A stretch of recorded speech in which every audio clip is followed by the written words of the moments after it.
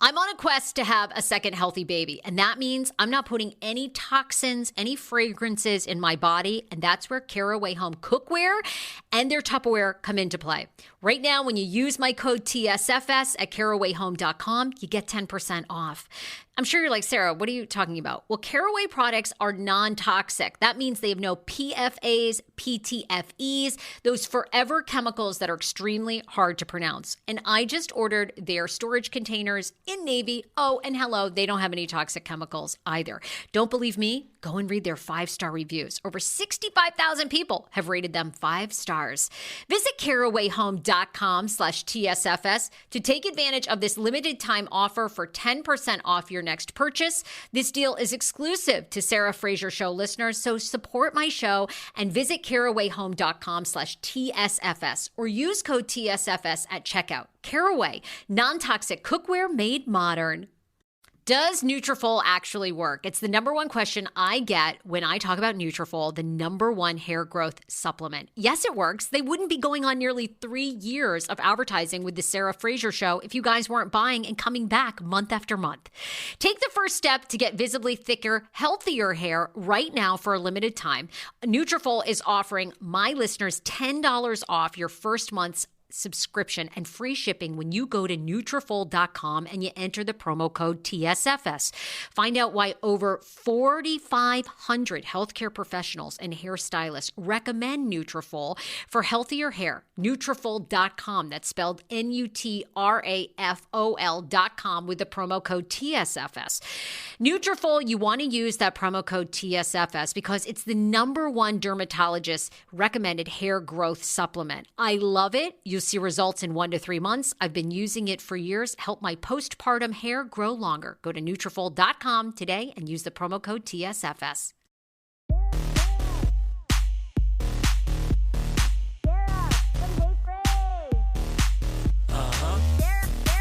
All right, I got approved to try a round of IVF. Not try, we're doing it. We're doing it. I'm sorry, I'm very excited.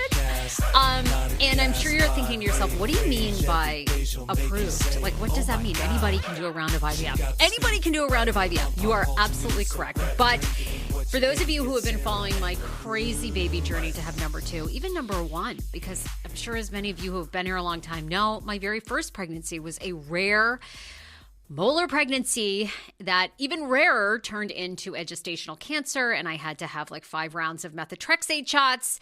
And finally, thank God, everything was great. And then I had to wait 6 months, and then after 6 months to the day, I got pregnant with my healthy son, KJ. Yay! All right, well, here we are. February is my birthday month. I am turning 42 this month. So IVF is tough when you're over 40. It is. I have learned so much on this journey. I tell you, I just want to make a little disclaimer here as we get into it today, because we have a lot to cover on TSFS today. My IVF, I've been approved. I'll tell you what I'm going to do it, the drugs I'm taking. I got to do a little recap of the Grammys if you missed that on Sunday night. And then I finished Britney Spears' book, The Woman in Me, baby. I'll tell you if I recommend it. But I got approved. IVF, the dirty secret about this whole IVF world that I'm learning.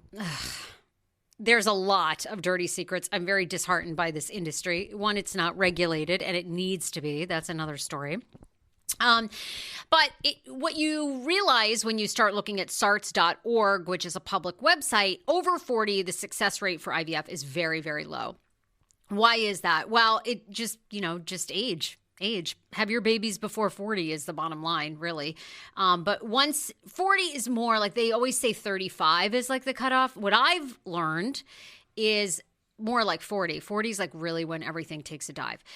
But this is my 4th IVF doctor that I'm on. KJ Schman and I are heading to outside San Francisco at the end of February because thanks to many amazing referrals and people that I've talked to because of this podcast, and that's why I want to share this knowledge with you or any friend that's getting ready to do IVF, you really should check into the clinic's success rates based on your age. And then also you should do your research of if that clinic is really ethical, and are they kind of manipulating those numbers, or are those numbers truthful? And a lot of times, a lot of IVF clinics, especially for women over 40, and I may end up doing egg donor, I don't know, praying that this works. I want your prayers that this works.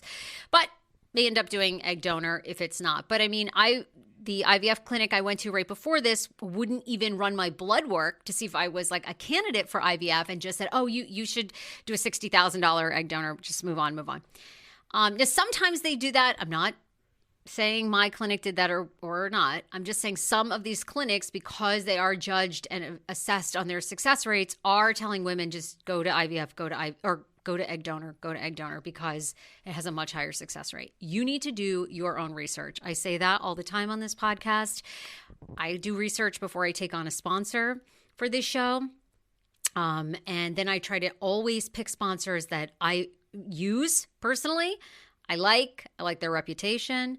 They have a good reputation, but you should do your own research, because even though I like a certain doctor or a certain person, they may not click for you. So what it means to be approved for my IVF process is when I went to this clinic finally, which has a very high ethic, they're very well regarded in their ethics. Okay. That's how I got to them. And they also have the highest success rate for women 42 years old doing IVF in the state of California. I'd said to the doctor, I said, okay, how do you, what are my chances of this working, and what are indicators? And she said, the best indicators are your AMH and your FSH. And we will run a hormone panel. We will run a thyroid panel. These are all things that if you're thinking about doing IVF at any age, you should know those numbers, because they can be big indicators in determining the success of your IVF. Now, of course, what you find out is your hormone levels change month to month based on stress, based on weight gain, loss. There's lots of factors, but it gives them like a snapshot in that month of, hey, what would the success rate be? So I said to her, I want you to be honest. This is a $24,000 investment I'm getting ready to make. I want to know if I have a decent shot of this working. So she said, we're going to run these hormones. My AMH was 1.31. My FSH was 10. Thyroid was good, but I think they said they like to see it, I guess when we do the transfer, when I get healthy eggs and we do the transfer, I think they want to see it in a little bit better position. So I'm not sure if that means I'll be on thyroid medication. I think it's underactive because that seems to run in my family. My mom's been on thyroid medication for years and years. So we're going to cross that bridge when we get there. But the doctor said, look, I like these numbers, right? Because what happens is your AMH is an indicator of how many egg follicles you have. And, if it's under 1, that can be really low for a lot of women. And, 1.31 isn't like extremely high either. When I was looking at egg donors, like some of them have a 2 something, have a 3, like 5s, like they have like a lot of eggs. And then, of course, the other thing can happen where you can have like an AMH of like 20 something, which can be indicative of PCOS. All right. But she said, you know what? These numbers are good. You have eggs. Let's give it a go. So I said, all right, let's do it. Now, everything is a gamble. This is why I'm asking for your prayers humbly. I try to always pray for other people more than I ask for prayers myself, but I really pray that this works. And so I have started my routine. And I have to thank, I have a dear friend, TK, that probably some of you know, because she's been a friend of mine since my radio days. She's been going through IVF. She, I don't want to tell her story because she wants to tell her own, but she has helped me so much. And she would say things to me like, you need to know your protocol. You need to know if these clinics use human growth hormone. Do they use a xylot wash on sperm, which helps the sperm attract to the egg and impregnate the egg? She sent me everything she has done. And I'm glad I did, because I asked this clinic and they said yes. They didn't volunteer this information, by the way. They didn't say oh yeah, we use human growth hormone on you to grow more eggs, or we'll use this xylot wash. You have to ask for these things. And then they're like, yes, this is why we would use them or not use them. So you got to do your research. That's what I'm finding in this fucking business. It's crazy. It's crazy. But I started my estradiol, which helps with your uterus, your lining. Make sure that's in the right place, the right level of thickness to get everything going. So that's started. And then I will start on my Glonal F and my Menopur. And then I'll move on to my human growth. And we are scheduled to, I'm like starting all the drugs February 15th, and then we're scheduled for the retrieval the week of February 22nd in there. So I'd love your good vibes and your prayer that all goes well. And I'm giving it right back to any IVF warrior woman that is out there listening to this. I just tell you, I hope it works. I've done a fucking ton of research and talked to people that run businesses. And in fact, because of this amazing, transparent conversation, we have a brand new sponsor to the Sarah Fraser Show that I'm going to tell you about. That is a sperm bank where you can buy ethical sperm, where you know where it comes from, you know the sperm donor, and more couples, whether male infertility or if it's a lesbian couple who want to have a child, are looking for high quality sperm where they know that the sperm they're getting hasn't fathered 250 other children, which happens in this unregulated business. So again, do your own research for sure. Ask around, talk to a lot of people, call girlfriends, and I'm grateful for every single, oh my God. And I have to shout out, there's an awesome doctor, the Egg Whisperer. She's incredible. She's given me so much great advice. And I didn't even realize, this is another story. I'm so upset because the Egg Whisperer, follow her on Instagram. She's going to be on my podcast. She's super high regarded. She gives a lot of advice to the point I didn't know that she actually takes on IVF patients until I'd already started down my path with this other doctor in San Francisco. But she's incredible. So she's another one. And she like gets right back to you. She's like so ethical about doctors. I mean, I would see her too in San Francisco, 110%. She's unbelievable. Who's bought a set of designer sunglasses only to lose them like 2 months later? Oh my God, story of my life. Prada's $400 gone, and sick to my stomach. I never buy expensive sunglasses ever since then, and that's why I've partnered with Gooder. Gooder's an amazing company. 100% polarized glasses, just $25. When you visit gooder.com/TSFS and you use the code TSFS, you are getting free shipping. These sunglasses are adorable. You're going to be seeing me wearing them all over social media because they are a brand new partner to the Sarah Fraser Show. 1-year warranty, 30-day free returns, baby, and 100% satisfaction guaranteed. If you want to support TSFS and pick up a pair of Gooder, they are giving the Sarah Fraser Show listeners free shipping on your first order. You can go to gooder.com/TSFS and use code TSFS to get free shipping. Gooder offers 30-day money-back guarantee and 100% satisfaction. Find your pair at gooder.com/TSFS and use code TSFS to get free shipping. So there you go. I've loved all your advice. And by the way, thanks to you women, like you guys are the ones in my DMs. This is what worked for my IVF. This is who I know that did an egg donor. This is what they looked for in an egg donor. Without you guys and my friends and like the experts that I've talked to, I would never be in this position. So if I can give this back to somebody listening, like I am so grateful to do it. I mean, you guys have just given me your story and even like your stories of encouragement. Like, you know, so many of you have had multiple miscarriages and then your miracle baby. Just hearing that helps, I think, all of us keep going because it's an emotional ride, as everybody knows.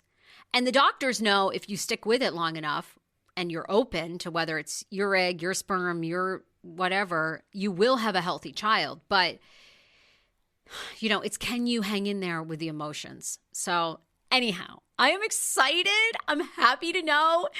People ask me like, I hung out with, shout out to my friend Liz Cully, who has an awesome podcast, Cool, that you should check out. We hung out over the weekend and she said to me, God, these other IVF doctors did never check your hormone level. Do you know, I went to 2 doctors. They did run, the first one I should say, ran my AMH and FSH when I first met with him a year ago, but never told me what those numbers meant. And a year ago when I did my FSH and my AMH, the AMH was 1.61. So my doctor did say to me, now's the time, like you should, this is it. Like if you're going to try IVF, like you're at that borderline of 41, 42, you should give it a go. But the first IVF doctor I went to, they never even explained to me that, oh, like, hey, for a 41-year-old, your AMH is great. Never said a peep. Did a round of fucking IUI, which never works. IUI is like a 5% chance of working. It works on so few women. There was $4,000 gone. Okay, rant over. Let's move on. Well, let me thank two amazing sponsors. Guys, like I said, I always try to pick sponsors that will help you in your life, people that I know and I work with. I want to welcome to the podcast, theseedscout.com. The Seed Scout is a premier sperm bank. You are getting high quality sperm, and what that means is an ethicalness. Is that a word? Anyway, you are getting a very ethical sperm bank. Theseedscout.com right now, if you are having male infertility in your relationship, or you're a single woman, you want to have a baby on your own, like Lala Kent from Vanderpump Rules is doing, she's already selected her sperm donor, then you need to go to theseedscout.com. They work nationwide. Whether you're listening to me in Topeka, Kansas, or Washington, D.C., or Modesto, California, Seed Scout ships fabulous sperm across the country. Their donors only donate 3 times. You know exactly where your sperm donation is going, how many times these men have donated, because as the founder, Danielle, will tell you, what I love about their clinic is they are so open, accessible, but the sperm side of it is crazy too, where in the past, and there is no regulation, it's still happening. Lots of times young men are donating sperm. That sperm is sold and reused dozens and dozens of times, and men are ending up with hundreds of children. You will not be in that situation when you go to the seedscout.com website and you find out and do a consultation for more information. $100 off. The consultation is free, by the way. $100 off, though, when you use their services, when you purchase sperm from theseedscout.com. So if you know a lesbian couple, single, or you're a heterosexual couple and struggling with sperm infertility, hey, it's happening more and more. Definitely give Danielle a call at theseedscout.com. Also going to thank Horizon Fibroids. Y'all know my man, Dr. Neem. Just got a comment this week from a woman who used Dr. Neem for her fibroids in Maryland. If you're in the DMV area and you suffer from fibroids, she said they were bad for years and she'd been recommended to have a hysterectomy until she saw Dr. Will Neem, who did a uterine fibroid embolization. Whew, there's another thing. Get a second opinion, guys. Get a third opinion. Make sure the health diagnosis you are getting from your doctors, they're humans, they make mistakes. Science is a science. It's not fact. You need to get a second opinion. So go to horizonfibroids.com. Tell Dr. Will Neem, the Sarah Fraser Show podcast sent you, and get a second opinion about your fibroids. They can cause long periods, heavy periods, and infertility issues. Go to horizonfibroids.com. The Grammys aired on Sunday night. Who watched the Grammys? It is a tsunami here in Los Angeles. We are getting flooding. We are getting rain. I was watching the Grammys. Loved. Huge heavy hitters, by the way. Oprah Winfrey. Now, Oprah's everywhere now. She loves every red carpet. I can't believe she didn't come out in like an Ozempic-themed dress at this point. Like, I would have just rocked that. Lady O loves an appearance now. And I love my Oprah, so I'll forever defend my Oprah Winfrey. So Miss Winfrey, she was there. Every artist under the sun was there. These were my 3 biggest moments. First of all, it was the 66th annual. Tracy Chapman and Luke Combs performing Fast Car. I loved it. I love that song. I'm a huge Tracy Chapman fan. She's a dream interview of mine on this here damn podcast. If you're like, why? You know what I love about Tracy Chapman? She's not thirsty. I'm thirsty. So, this is really just, pot calling the kettle black. But, I'm so tired of these people that are so thirsty online.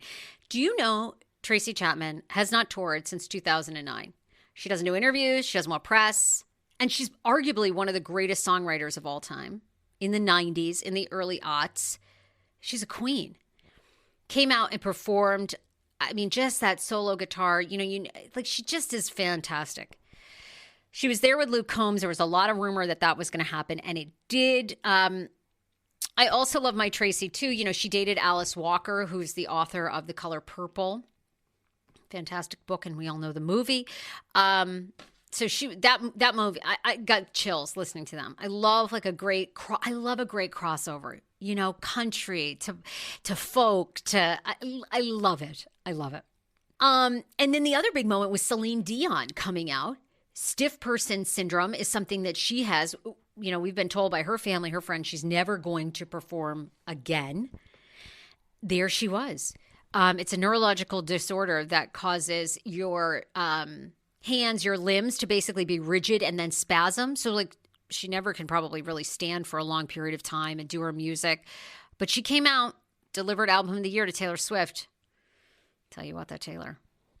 She is good. She is good, Taylor Swift. I got to say, I wasn't a fan. I wasn't a fan. And then, you know, I just felt compelled. I had that miscarriage this summer, and she was such a pop culture moment of the moment. And I went to her concert, and I was like, oh, I get it. It's like, I have to imagine it's what Michael Jackson had. It's what Whitney Houston had. It's just a once in a lifetime. They're completely divine touched. They just have this magneticism to them, and I appreciate her more. I liked at the Grammys too how she like stood up. She really does go to the beat of her own drum, and I think that's great. And didn't everybody else look in the audience? They all look like they hate her, don't they? I mean, they all just look like we'll never be as famous as you. The only person that looked like he wished her well when she won an award was Ed Sheeran. That was it. The rest, they panned to it, and they were like obligatory clapping. They didn't look like, it didn't look like, no, they didn't look like they were fans. But she's unbelievable. One album of the year. That was the other big moment, right? Was the Jay-Z moment. So to me, I didn't think this was it. I mean, you know, poor Beyonce, right? I mean, this poor woman. Kanye did this to her, and now Jay-Z. And I mean, when they panned to her, when he trashed the other artists, when he goes, some of you belong here, some of you shouldn't be here, you shouldn't be in these categories. This poor woman, she must have PTSD going to this award show. Like, what's going to happen tonight about me? It wasn't it for me. I don't care. People don't want to hear billionaires brag. They don't. This was like a mixed review. And I've heard for many years that the Grammys are rigged from artists like Drake and Morgan Wallen's team. When they saw it, they were like, yeah, he's not nominated for like his album of the year. And he had one of the biggest album sales of 2023. So it does seem like it is skewed, you know? But I mean, Beyonce has won the most Grammys of anyone of all time. I mean, are we really holding on? Is the album of the year that one that big? And I kind of felt like, did anyone else feel like that was a little shot at Taylor Swift? I mean, apparently, you know, Taylor and Beyonce have kind of had this united front this summer because they had the two biggest tours of all time supporting each other. But then it kind of felt like that was like a bit of a dig, and poor Blue Ivy. I mean, Blue Ivy was more of a, I don't know. It wasn't it for me. I mean, we haven't heard that man speak in 3 years. And he's like hugely, you know, he's so influential in music and beyond. And that was all he could say. The speech wasn't particularly good. It came off as whiny and not making a great argument. And then he goes, oh, well, when I get nervous, I tell the truth. And it's like, dude, really? I mean, I know everyone gets nervous, but you just seem so ill prepared for somebody that apparently has it all together. So I don't know. Maybe you guys can shed more light on what your theory is as to why she has never been nominated for Album of the Year. But because she's won the most, and I guess that was his point, right? I just didn't think the delivery was that terrific. I did love how Blue Ivy was dressed, though. I do have to say, I think they do a good job of. I always like that she's dressed age appropriately, and you know, she seems like a good kid. I loved that when people were criticizing her this summer about her dance skills, she took it as serious feedback and got better by the end of the tour. I think it's a pretty mature kid. So there it was. If you watch the Grammys, those for me were the three biggest highlights. Lastly, Britney Spears' book, The Woman in Me. Now, if you had told me a year ago that I would have read this book and enjoyed it, I would have, I don't know. I would have said, oh, fuck off. I love this book. Now, I'm going to actually have Glamorous Trash is a podcast you all should check out. I am going to have Glamorous Trash, Chelsea, who's the host. We're going to do a podcast swap because all she does is review pop culture memoirs. And I have a lot of questions about this. If you read this book, did you leave with a lot of questions and thoughts with Britney Spears? First and foremost, to me, the moment that Britney lost it was when her relationship with Justin Timberlake ended at 19, okay, or 20. What you find out in this book, well, this is where I have questions, because if you believe this book word for word, you kind of get from Britney that she is a small town, Southern polite girl who never really wanted to be famous. She would have been just as happy, I think, at 19. She obviously got pregnant with Justin Timberlake. had an abortion, which she regrets. And then shortly after he dumped her, right? To me, that was the beginning of the end. That was the beginning of her mental health issues. That was the beginning of the end. The love of her life, hands down, is Justin Timberlake. There is nobody else. I think I walked away with that from this book. And then, I think the hard part about this book is you're lost because you're like, okay, every major milestone in her life, right? The shaving the head, the driving with her son in her Mini Cooper on her lap down the highway or down the roads of Los Angeles. She seems to have this like great explanation for it. She had severe postpartum depression. She was being chased by the paparazzi. She just wanted to get away. She put her son on her lap, was just going to drive down the street. He was safe the whole time. Okay. So you're like, all right, well, postpartum, if you've ever had a child, those postpartum blues are real. So yeah. And she had 2 kids back to back. And then the shaving of the head, she was under a lot of pressure. Her family was treating her poorly. She couldn't really do anything. So she, as kind of this wild expression, she was having a fun night with her cousin. She shaves her head. All right. The problem I have with this book is everything in it seems to make sense, right? If you just like take it for word value. And I do believe, I do believe that her dad and parents, I think, used her 100% for money. I think they, and I do have to change my tune on that because I was very much like Free Britney they're fucking crazy for trying to free her. I think Jamie Spears helped her. Now, reading this, I do think that he, wanted to keep her a money cash cow, He seems like he's a mess now. He's lost his leg to some health issue. And they really abused her and used her. And it seems like they kind of had favorites in the family. And Jamie Lynn is the favorite. And Jamie Lynn seems like just a biatch. So I do think a lot of that is true. I just have a hard time with this book because she makes it all make sense. But if, in fact, she just wants to be this small town girl and is sweet and would be fine not being famous. And she says she wanted to be famous, but then all the things that came along with fame have just ruined her life, right? So it's kind of like you can't have one without the other. So then why don't you delete your social media and move to a small town, move it to Aspen, Colorado and have a quiet life if everything that fame has brought you is so torturous. But of course, that's always Kevin Federline and her son's arguments is she loves the attention. She will never stop dancing nude and all that. She loves like getting the feedback. So look, where was Larry Rudolph in this book? Who I've met, by the way. Ty Mel and I from Sarah, Ty and Mel on DC's 107.3 interviewed Britney Spears at the Billboard Music Awards in Las Vegas back in like 2014, 2015. Larry Rudolph stood there the entire time, listening to the interview. I mean, how is Larry like hardly mentioned? I just have 1,000. Apparently, there were 3 ghostwriters for this book. So that's why the book seems like it's almost written in a couple different tones. So 3 different ghostwriters. First one, you got to assume fired. Second one fired. Third one brought in, finished it. I learned a lot about her. I really did. A lot about her family. I mean, her family history is so dark. Of her grandmother and the mental illness and her grandmother losing a child. I mean, it really gave, I think, good context. And just how little they knew about the industry.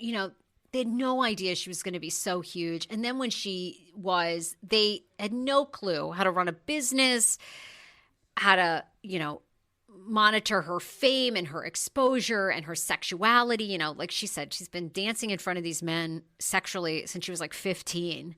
And I mean, you're right. Where are your parents? That's what I'm saying. That's what I think is great about Blue Ivy and Jay-Z and Beyonce. Like, they're in the business. They do know the downsides of it. I thought, her just talking about the different music and, the awareness she had about the Free Britney movement and how you would do anything for your children, how she said yes to this conservatorship. And then, Jamie Spears putting her back in rehab. I mean, it was good. And it's a quick read. The chapters are short, which does make me sound like an idiot that was like a pro, but that was a pro of mine. I loved how fast it was. And I thought, oh, it really clicked for me about her love for Justin Timberlake and how much she loved those early years of the music, and then how much of a slog it got towards the end and how much she disliked it. And I don't think I realized, too, how much dislike for Kevin Federline she had post-divorce. And I did not realize either how from the very beginning, because they obviously did that reality show Chaotic together, which she skips over a lot of these things, right? We don't get into Chaotic, why she agreed to do that, if she liked how she was portrayed. But she essentially says from the start that Kevin really used her. They got together, and for a very brief period of time, it was real love. And then he was in the studio smoking weed with guys, and like she was shut out of the studio. I mean, it really is like wild to think of how huge she was, and then how much people in the industry like shooed her away and gave her zero respect. I believe a lot of it. I believe that for sure. I just have a hard time believing, I don't know. I feel as though like if that's all you want, like I would just delete social media. I would move to Hawaii to be near them and just try to repair my relationship. But obviously, there's a lot more to it than that. So I can't wait to have Chelsea on and really break down this book and what she thought of it and unanswered questions, because I do have a million. But I would like to know Larry Rudolph's story, the agent that she dated. I mean, the fact that she spoke so highly in this book of that crazy paparazzi guy that she dated, that was such a weirdo and was married, and she didn't find out he was married for months, and she was all over LA with him. I mean, I get 1,000 questions that were not answered in this book, but it was very good. It helped me realize so much more. And, I don't think I'd wish that type of fame on anyone, especially that young and without any guidance. Oh, gosh. Anyhow, all right. A lot on the Sarah Fraser show this week. Yesterday, Farts in a Jar Girl, epic. Stephanie Matto from 90 Day Fiancé, incredible, was on. And she rose to fame with Farts in a Jar. She's got a new memoir out because she made it sound like online that she sold thousands and thousands of dollars of farts in a jar. But was that really the truth? She's a marketing genius, though, so she does talk about that. Really fascinating interview. Also out today, my friend Leah Henry, radio star from Washington, D.C., and now in Columbus, Ohio, joins me on the pod today because tonight is the season finale of 1,000 Pound Sisters. So we make our predictions. Why has 1,000 Pound Sisters been lackluster this season? Are they trying to protect Amy from losing her kids? We have a lot of theories. So be sure to check that podcast out. Guys, podcast episodes drop on Sarah Fraser Show every single day. Thank you for subscribing. Love y'all. See you tomorrow. Bye. Bye, everybody.